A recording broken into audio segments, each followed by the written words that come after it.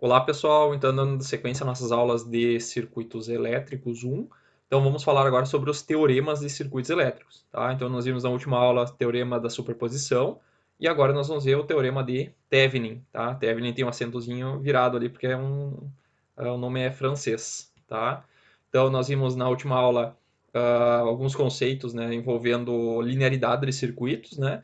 E a gente viu que a gente poderia usar esse primeiro teorema aqui, chamado teorema da superposição, que dizia que a gente poderia resolver os circuitos uma fonte de cada vez. Tá? Então a gente resolvia uma fonte de cada vez, zerava as outras, calculava a contribuição de cada fonte e daí no final somava a contribuição de cada fonte. Tá? Isso aqui só era possível fazer porque a gente usava um conceito chamado de linearidade. Tá?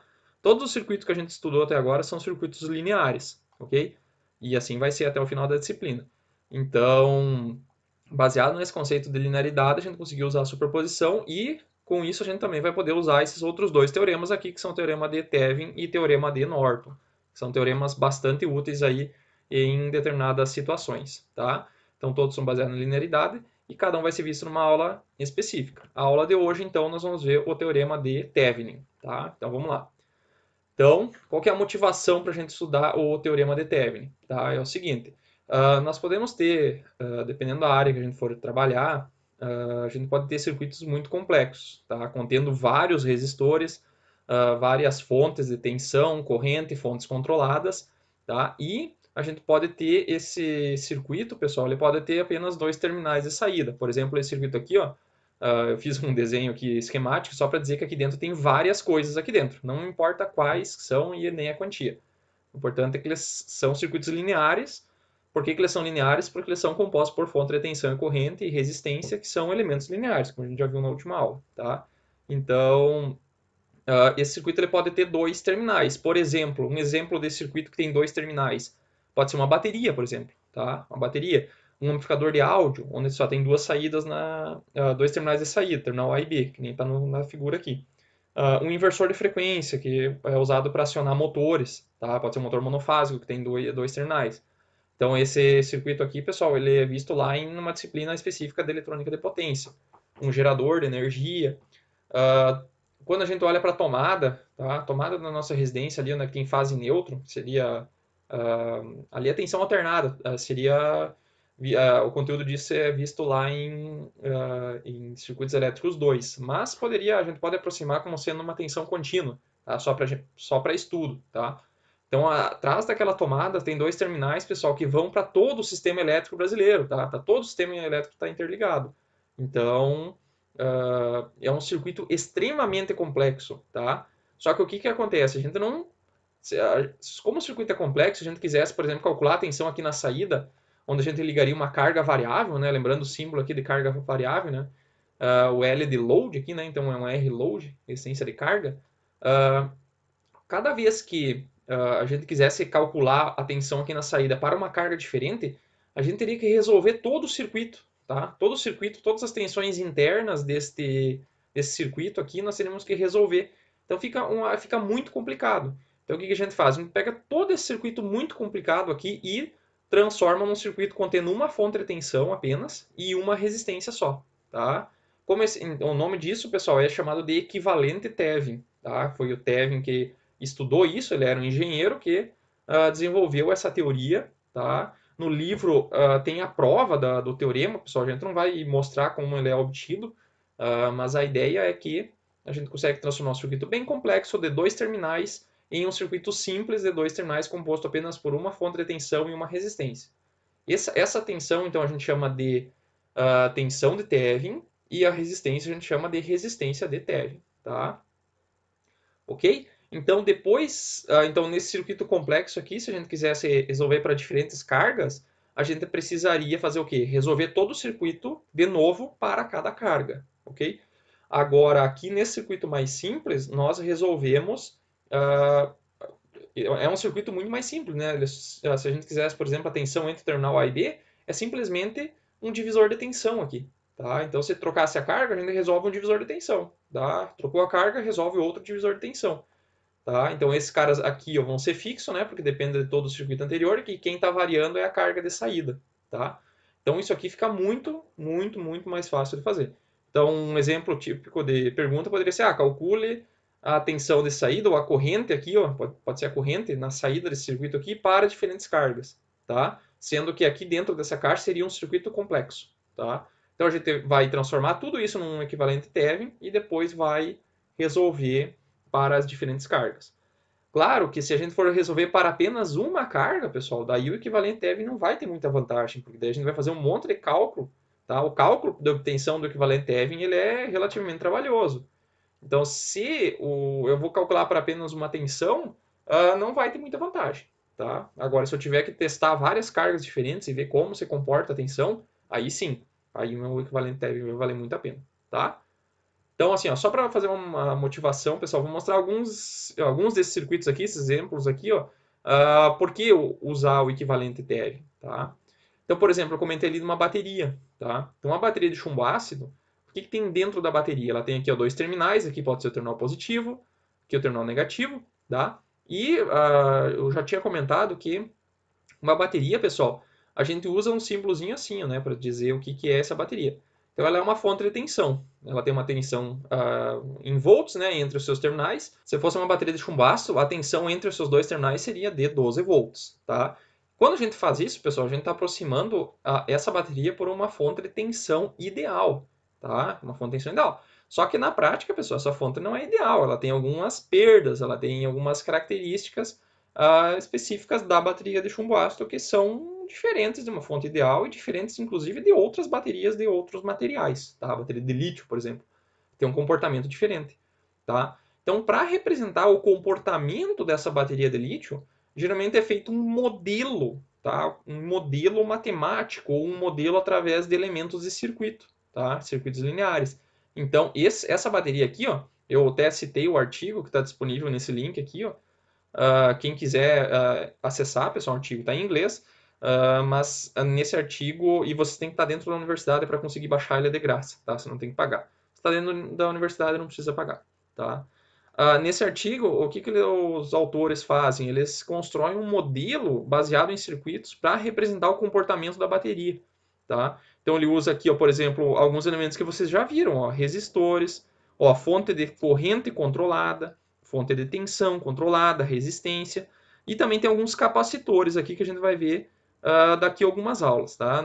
É o quarto tópico da disciplina, que é elementos capacitivos e indutivos, tá? Mas então, esse circuito aqui, pessoal, ele é um circuito complexo, tá? É difícil a gente trabalhar com ele. Esse circuito aqui é bem, ele mostra vários comportamentos da bateria.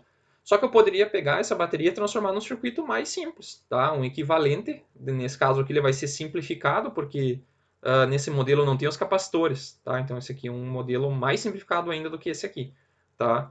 Então esse modelo seria utilizando o teorema de Thevenin, tá?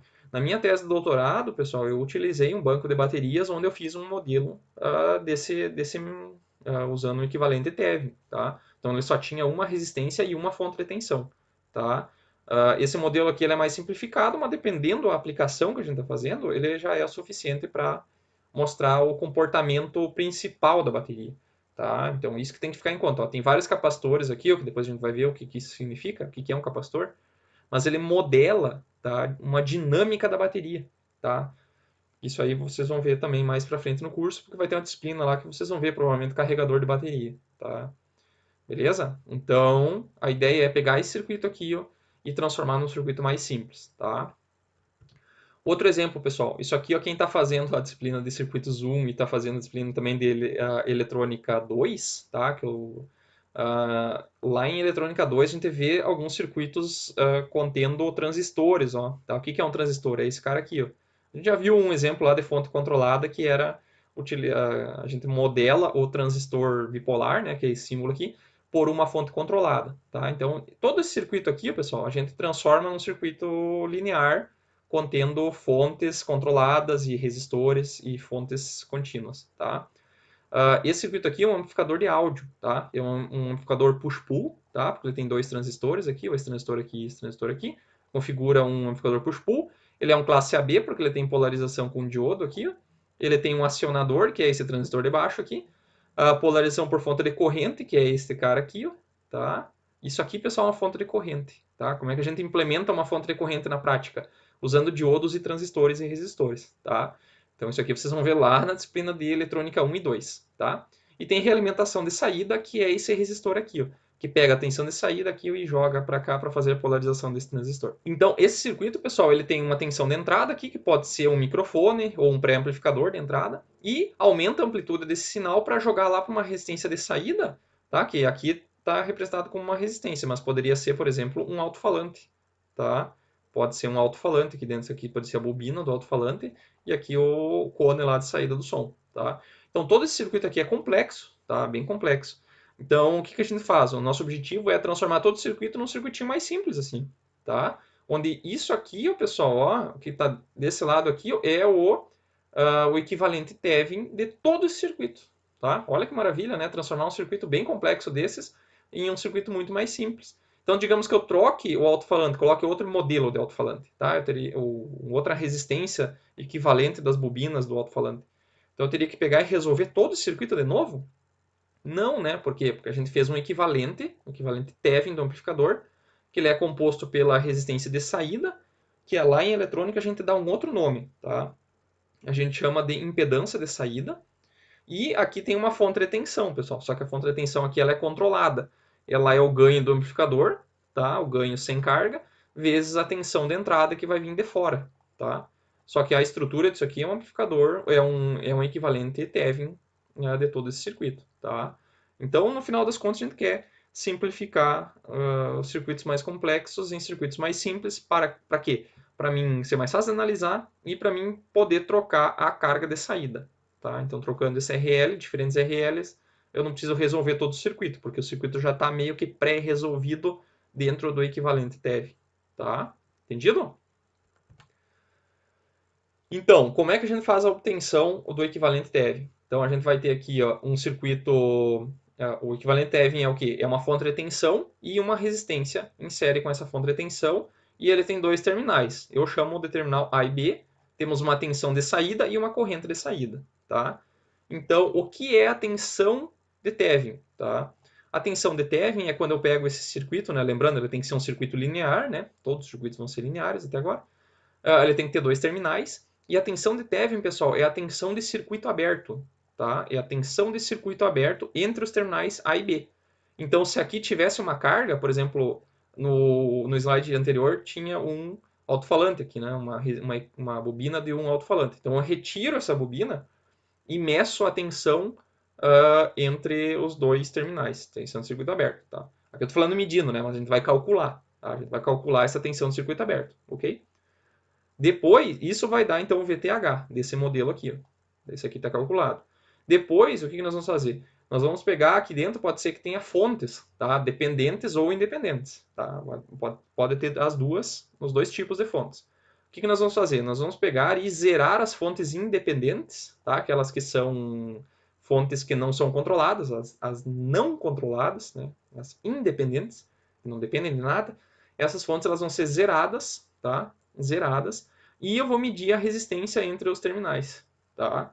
Vou medir essa resistência entre os terminais. Medir não, calcular, né? Nós vamos calcular a resistência entre o terminal A e B.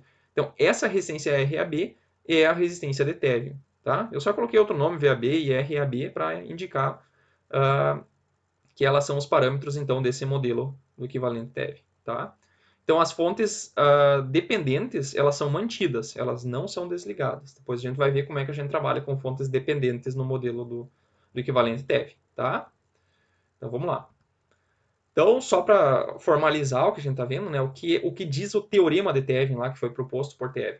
Ele diz que o teorema de Thevin ele afirma que um circuito linear de dois terminais, né, terminal A e B, pode ser substituído por um circuito equivalente, que consiste em uma fonte de tensão VTH, e em série com um resistor RTH. VTH é a tensão de circuito aberto, tá, nos terminais. E RTH é a resistência equivalente nos terminais quando as fontes independentes são desligadas. Tá? As fontes dependentes não são desligadas. A gente vai ver depois como trabalhar com elas. Tá?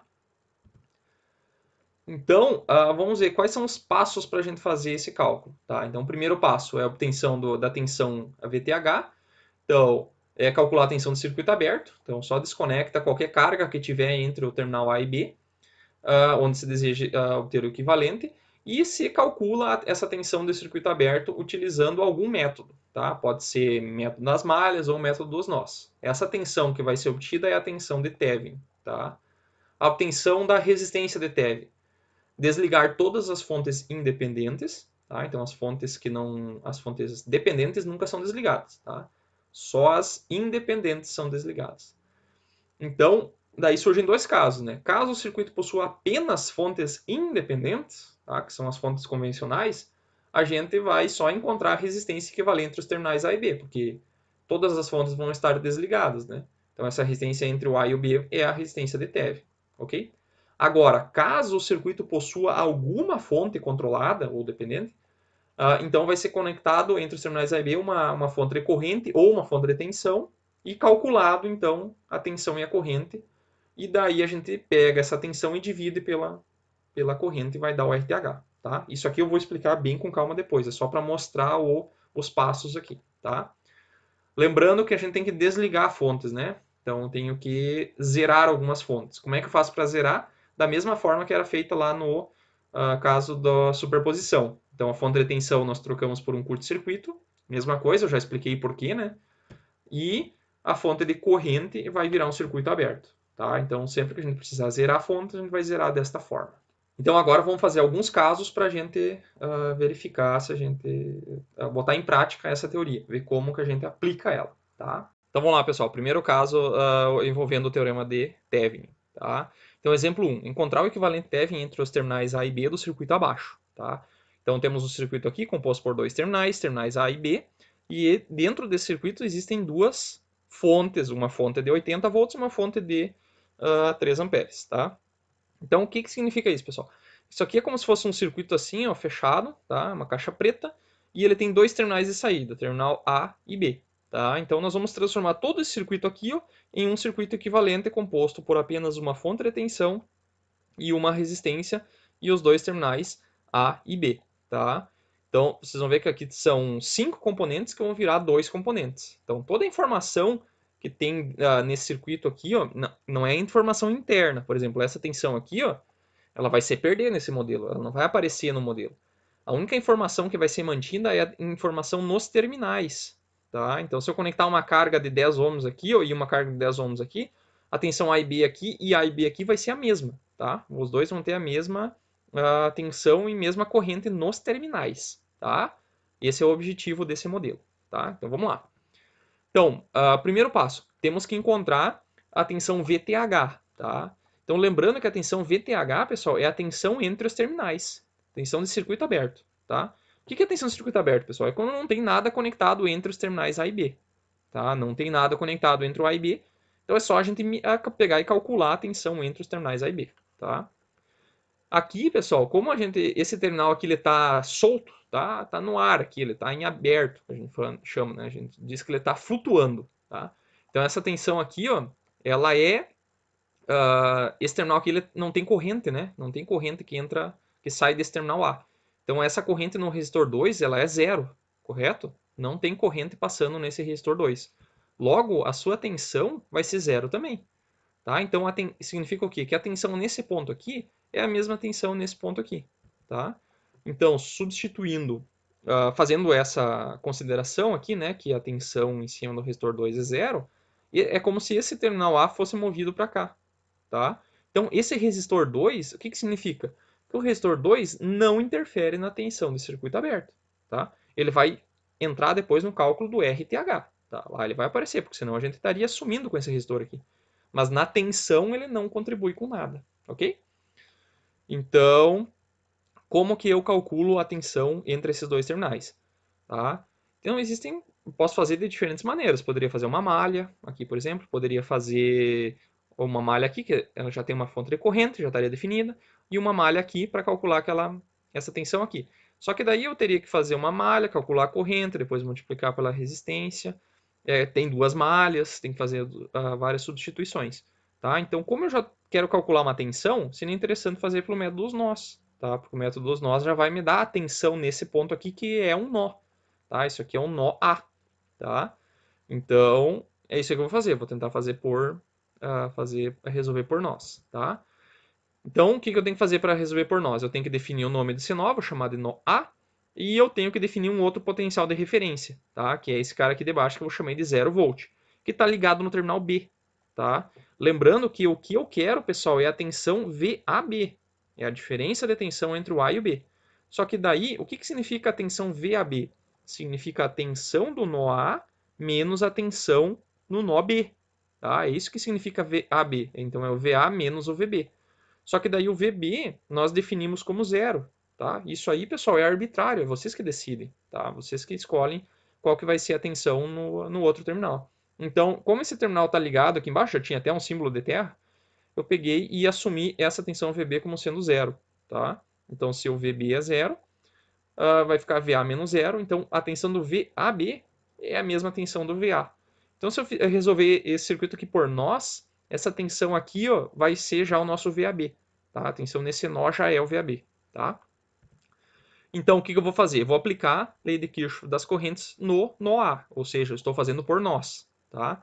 Então, para isso, eu tenho que colocar as correntes, definir as correntes. Né? Então, eu vou colocar a corrente IR1 entrando no nó, corrente IR3 saindo no nó. Esse nó aqui, pessoal, já tem uma fonte de tensão que o positivo está ligado no nó e o negativo está ligado no zero, ou seja, aqui tem 80 volts neste nó. Então eu não preciso calcular essa tensão aqui, ó. Ela já está definida, tá? Eu uso ela para calcular depois as correntes, tá? Mas por enquanto ela não é utilizada. Então, fazendo o somatório das correntes nesse nó, nós temos aqui a corrente de 3 amperes que está entrando no nó, aqui, ó. Depois temos a corrente IR1 que está entrando no nó, igual as correntes que estão saindo do nó. Tá? É sempre o somatório que está entrando igual o somatório das correntes que estão saindo. E daí eu tenho que fazer o quê? Eu tenho que pegar essas correntes e escrever elas em função das tensões dos nós que eu quero descobrir. Tá? Então, como tem apenas um nó com tensão a ser descoberto, vai ter apenas uma equação. Tá? Então, o 3 amperes já está pronto. Corrente do IR1 é a diferença de tensão entre que esse resistor R1 está submetido, né? Então, o terminal positivo aqui está ligado em 80 volts, menos a tensão do terminal negativo, que é VA, dividido pela resistência, que é 20 ohms. Igual à corrente que está saindo do nó A, que é essa corrente para baixo. Então, é VA, que está no positivo, menos o que está no terminal 0 volt aqui. Então, vai ser VA menos 0, né? Então, nem coloquei o 0 aqui. VA sobre 30, tá? Então, agora isola esse VA, tá? Que é vai ser o nosso VAB, que vai ser o nosso VTH. Então, aqui eu posso tirar o mínimo, né? Mínimo de 20 e 30 dá 60. 60 dividido por 1 dá 60, vezes 3, né? Vai dar 180 aqui. 60 por 20 dá 3. 3 vezes o que está em cima aqui, né? 60 dividido por 30 vai dar 2, né? Vezes VA, que vai dar 2VA. Corta os 60. Depois isola, né? Agrupa os termos, os VAs com os VAs e os números com os números, tá? Vai ficar 180 com 240 vai dar 420. E esse menos 3 vai para o outro lado, fica 5VA. Tá? E daí passa esse 5 dividindo. Nós vamos chegar à conclusão que o nosso VA é de 84 volts. Tá? Então, nesse ponto aqui, ó, nesse VA aqui, em relação ao GND, nós temos 84 volts. Tá? Então, significa que o nosso VTH, a nossa tensão de circuito aberto é de 84 volts. Então, significa que aqui, ó, pessoal, tem 84 volts. Tá? 84 volts. E aqui tem 84 volts também. Tá? Beleza? Então, essa é a nossa tensão de circuito aberto. Depois, passo 2. Passo 2, nós temos que encontrar a tensão entre os terminais, né? A tensão RAB, zerando todas as fontes independentes, tá? E calcular a resistência entre os terminais, que é a nossa resistência de Thevin, tá? Então, o primeiro passo é zerar todas as fontes independentes, tá? Então, temos duas fontes. Lembrando que a fonte de corrente vira um circuito aberto e a fonte de tensão vira um curto-circuito, tá? Então fica assim, eu deixei os terminais aqui para mostrar para vocês onde as fontes estavam. E eu vou pegar e reescrever esse circuitinho aqui de uma maneira que fica mais fácil de visualizar. Quem está em série ou paralelo, né? Porque agora nós temos que calcular a resistência entre os terminais. É o resistor equivalente que a gente viu lá no primeiro tópico da disciplina. Tá? Então, só reescrevendo de uma forma diferente, temos o R2 que ficou ligado no terminal A. E aqui ficou o R1 e o R3. Tá? Então, nosso objetivo é o quê? É calcular a resistência entre os terminais A e B. Como que eu faço isso? Tem que olhar para o circuito e verificar quem está em série e quem está em paralelo. Então, olha aqui, ó, o resistor R1 e o R3, eles estão em paralelo, né? Porque ó, esse terminal aqui, ó, ele está ligado lá, ó, e esse terminal aqui está ligado ali, ó. Então tá mais com mais e menos com menos, tá? Então o resistor R1 e R3 estão em paralelo. Então eu faço o paralelo de 2, que é, a gente usa aquela fórmula do produto pela soma, tá? Então o paralelo de 20 com 30 vai dar 12, tá? Então aqui nós vamos trocar por um resistor equivalente a R1 3, né? Que é o R1 com o 3. E daí, esse resistor que está em paralelo vai ficar em série com aquele outro resistor lá. Tá? Então, o resistor R13 e o R2 estão em série. Então, é só somar os dois. Então, vai dar um RAB de 20 ohms. Tá? Então, entre o terminal A e B, tem 20 ohms quando eu zero as duas fontes. Tá? Então, isso aqui vai me dar um RTH de 20 ohms. Tá?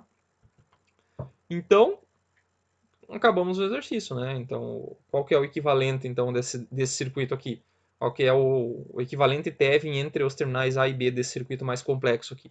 E ele é um circuito composto por uma fonte de 84 volts e uma resistência de 20 ohms, tá? Então essa aí é a nossa resistência equivalente, ok? Então os dois circuitos são equivalentes, tá? Ou seja, ambos produzem a mesma tensão e corrente para diferentes cargas conectadas entre os terminais A e B, tá? Então, se eu tivesse que colocar aqui, pessoal, uma resistência de 10 ohms aqui, eu teria que resolver todo esse circuito, tá? Teria que resolver todo. Vamos botar 20 ohms aqui, fica mais fácil, né? Então, colocar 20 ohms aqui teria que resolver todo o circuito. Então, colocando uma resistência aqui, pessoal, de 20 ohms entre o terminal A e B, qual que é a tensão que eu vou ter entre o terminal A e B? Tá? Então, como as duas resistências são iguais, eu vou ter um divisor de tensão que vai dividir a tensão pela metade. Então, vai ter metade de 84, vai ter 42 volts aqui, tá? Direto. Agora, nesse circuito aqui, nossa, nesse circuito tem que fazer malhas, nós aqui tem que resolver todo o circuito aí para a gente chegar no resultado final, tá? Então, nesse circuito aqui fica muito mais fácil. Claro que eu tive um trabalho para converter o equivalente, mas depois que ele está pronto, se eu precisar trocar agora, então agora eu vou colocar uma resistência de 10 ohms. É só pegar e resolver o circuito de novo. Aqui eu teria que resolver tudo de novo, tá? Então ele fica muito mais fácil, tá? Ele é o mesmo circuito, só que expresso de uma forma diferente, tá? Vamos fazer mais um exemplo.